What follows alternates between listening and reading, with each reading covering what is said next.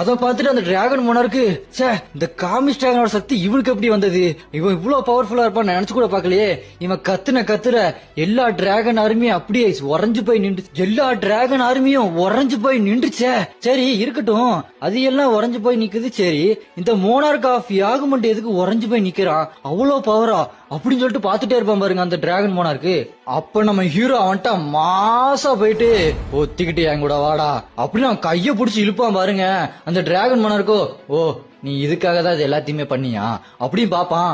அப்ப நம்ம ஹீரோ டக்குன்னு ஷேடோ எக்ஸ்சேஞ்ச் பண்ணி அவன் கோட்டை கட்டி வச்சிருப்பான் பாருங்க ஒரு இடத்துல, அந்த இடத்துக்கு அவனை கூட்டு போயிருவான். அந்த இடத்துக்கு வந்தோன்னா அந்த டிராகன் மோனார்க்கோ என்ன இடம் இது அப்படின்னு பாத்துட்டு இருப்பானா. நம்ம ஹீரோவோ, இந்த இடத்துல தான்டா உன் கதையை நான் முடிக்க போறேன் அப்படின்னு நம்ம ஹீரோ நின்றுப்பானா.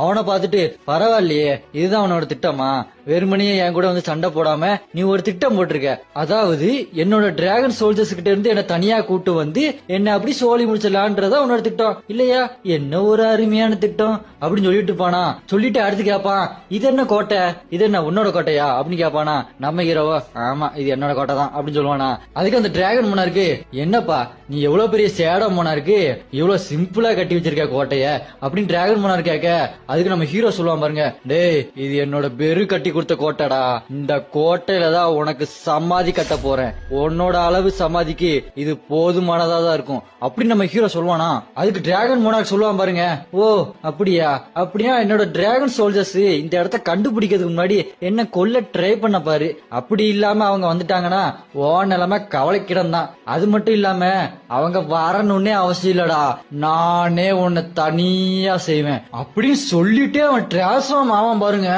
அப்படி பெரிய டிராகனா மாறிடுவான். அவனோட டிராகன் உருவத்தை இப்பதான் காட்டுறாங்க, பயங்கரமா நின்று இருப்பானா. நம்ம ஹீரோ அவனுக்கு கீழே சின்னதா நின்று இருப்பான். அவன் சொல்லுவான் பாருங்க, அரைஸ் அப்படின்னு சொல்ல அவனோட ஷேடோ ஆர்மி எல்லாம் ரெடியா நின்னுட்டு இருப்பானுங்க. Shadow monarch vicious dragon monarch fight ஆரம்பிக்க போகுது. இதோட இந்த எபிசோட் இங்க முடியுது. யாரெல்லாம் அடுத்த எபிசோடுக்காக பயங்கரமா வெயிட் பண்றீங்களோ கமெண்ட்ல அரைஸ் அப்படின்னு கமெண்ட் பண்ணுங்க. தேங்க்யூ ஃபார் வாட்சிங் மை வீடியோ. நீங்க எனக்கு இவ்வளவு ஆதரவு கொடுப்பீங்கன்னு நான் நினைச்சு கூட பாக்கல. உங்களுடைய அன்பான கமெண்ட்னால நான் டெய்லி மோட்டிவேட் ஆகிக்கிட்டே இருக்கேன்.